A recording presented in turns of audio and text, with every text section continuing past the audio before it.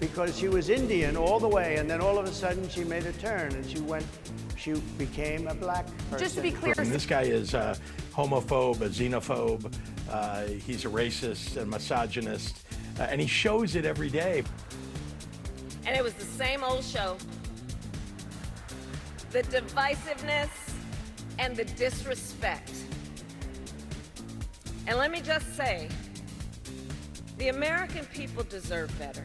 The contrast could not be more stark. On the one hand, you have a radical left puppet candidate who is fake, fake, fake. And on the other hand, you have a president who will fight, fight, fight for America.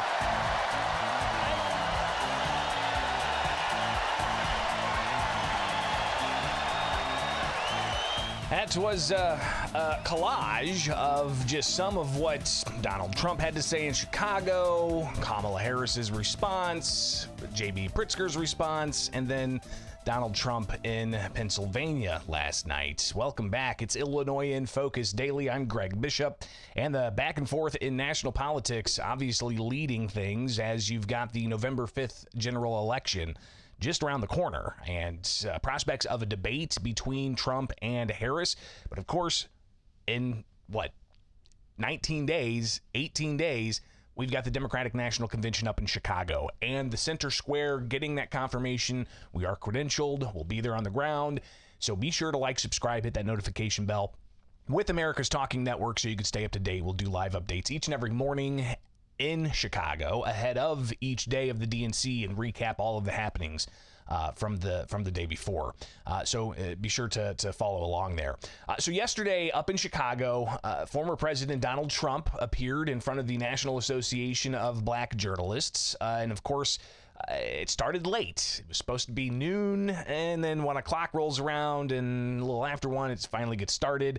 But it started off pretty rocky with the ABC moderator asking direct questions about the language he's used to describe people as, animals or monsters if they're prosecutors he doesn't like, or describing certain individuals from the southern border in a certain way, being derogatory towards women. So here's ultimately the way the event started yesterday up in Chicago. So my question, sir, now that you are asking black supporters to vote for you, why should black voters trust you after you have used language like that? Well, first of all, I don't think I've ever been asked a question in such a horrible manner. First question. You don't even say, hello, how are you? Are you with ABC? Because I think they're a fake news network, a terrible network. And I think it's disgraceful that I came here in good spirit. I love the black population of this country. I've done so much for the black population of this country, including employment, including opportunity zones with Senator Tim Scott of South Carolina, which is one of the greatest programs ever for black workers and black entrepreneurs. I've done so much, and and I say this, historically black colleges and universities were out of money. They were stone cold broke, and I saved them, and I gave them long-term financing, and nobody else was doing it. I think it's a very rude introduction. I don't know exactly why you would do something like that. And let me go a step further. I was invited here, and I was told my opponent, whether it was Biden or Kamala, I was told my opponent was going to be here. It turned out my opponent isn't here. You invited me under false pretense. And then you said, you can't do it with Zoom. Well, where's Zoom? She's going to do it with Zoom, and she's not coming. And then you were half an hour late. Just so we understand, I have too much respect for you to be late. They couldn't get their equipment working, or something was wrong. Mr. President, I would love if you can answer the question on your rhetoric and why you believe that black voters should trust you with another 4 years. I have been the best president for the black population since Abraham Lincoln. That's my answer. Better than President Johnson, who signed the Voting Rights Act? And for you to start off a question and answer period, especially when you're 35 minutes late because you couldn't get your equipment to work, in such a hostile manner, I think it's a disgrace. So clearly, things started off that way. We were expecting to hear the panel ask questions for an hour. That didn't happen. The second question out was whether he thinks that Kamala Harris is a diversity, equity, and inclusion hire. She was always of Indian heritage, and she was only promoting Indian heritage. I didn't know she was black until a number of years ago when she happened to turn black, and now she wants to be known as black.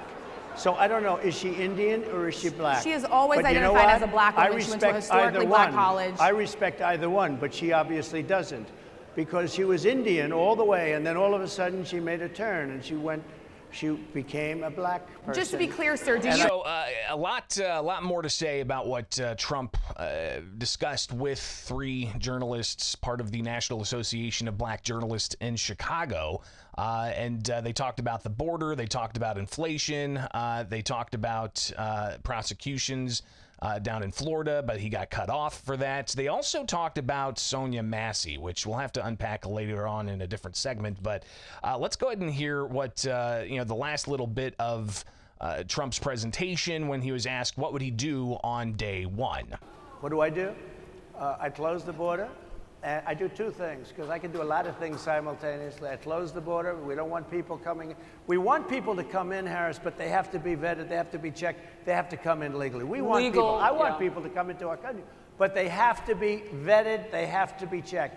So when you say, what do? That, and I drill, baby, drill. I bring energy way down.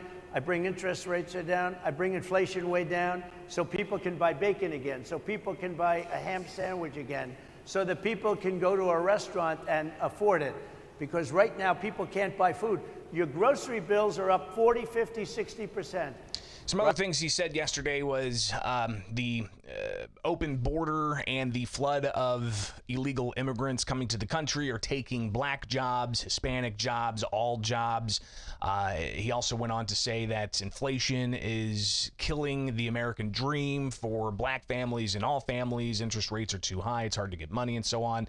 So again, the economy and the border were two of the main things that he spoke about to the National Association of Black Journalists in Chicago yesterday, and he wrapped up this way. Use what we have.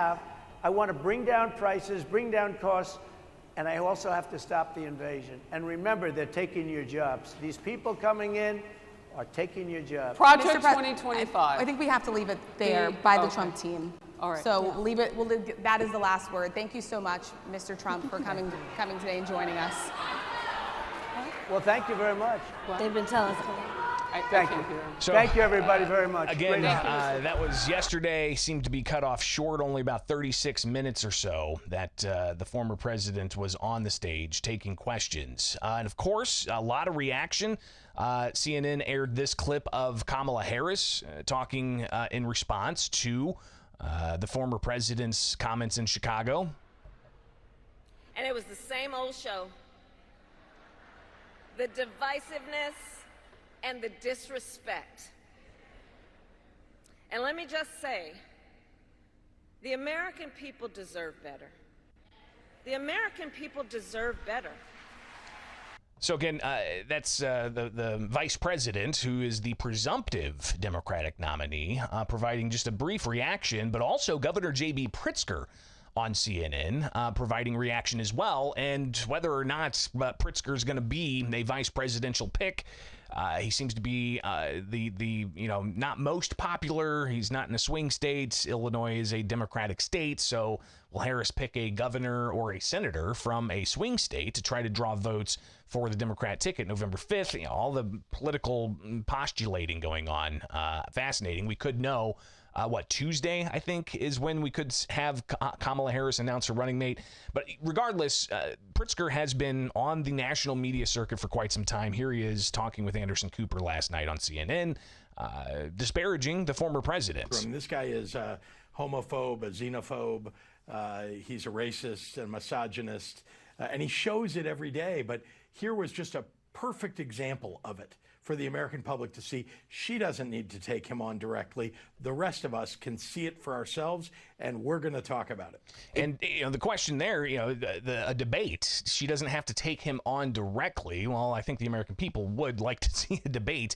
However, I think the Trump campaign has iterated that they want to wait until after the convention, when Democrats finally officially pick who they're going to be on the ticket, to move forward. So be sure to like, subscribe, hit that notification bell, and get the updates as well throughout the day. Sometimes people can't listen live on the live stream. Sometimes the live stream drops out for a moment. We record everything live to tape locally so that we do upload those segments later on. But back to the governor reacting to Trump. And he mentions that the event was actually cut off short. So here's Pritzker talking about how he thinks Trump doesn't have the stamina to go up against Kamala Harris. He was supposed to answer questions from these 3 black journalists for an hour. He only lasted about 38 minutes. His staff pulled him. I start to wonder whether he's got the stamina to actually get up on a debate stage with Kamala Harris for 90 minutes. He couldn't last today, and he was sitting down. Imagine him standing up for 90 minutes against, frankly, a real grilling by a real prosecutor. Again, saying that Trump doesn't have the stamina and saying that he was pulled off the stage by his people. Is that what happened here? Going back to some of what Trump had to say, he was talking about how they dropped a case, the documents case down in Florida, and he was trying to talk about the what he calls lawfare against his campaign and himself. I won the case, and it got very little publicity. I didn't notice ABC doing any publicity on it, George. We cover you extensively, sir. I'd love to move over on to different topics. I didn't notice you do any publicity on it at all. I won the case, the biggest case. This is an attack on a political opponent. I have another one where sir, I have a hostile judge. We have you for a limited time, sir. I'd love to move on to different topics. Excuse you, you're the one that held me up for 35 minutes, just so you understand. Again, you can characterize it one way, or you can characterize it another way. Pritzker saying that Trump doesn't have the stamina to stay on stage for an hour. How can he stand up to Kamala Harris for 90 minutes? Trump iterating several times throughout yesterday's presentation in front of the National Association of Black Journalists that they were late, they couldn't get their equipment together. But then Trump went and rallied in Pennsylvania last night, and he stood on stage, I think, for like 90 minutes in front of 10,000 people, I think. I'm not sure how big the rally was, but he said that there were thousands more outside. Here's just some of what President Trump had to say about his expected Democrat opponent in the November 5th general election. No matter how much Kamala Harris tries to change her image, she cannot change this fact. She is the most extreme liberal candidate in the history of our country by far. She's an extreme radical left lunatic. The contrast could not be more stark. On the one hand, you have a radical left puppet candidate who is fake, fake, fake. And on the other hand, you have a president who will fight, fight, fight for America.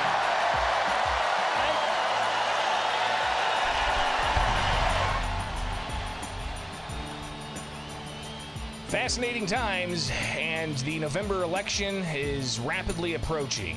It is Illinois in Focus Daily. I'm Greg Bishop. Thank you so much for taking time with us each and every weekday morning. Like, subscribe, hit that notification bell, and join us each and every weekday morning as we break down the things you need to know to get your day started. All right, follow me anywhere. Just search Bishop on Air.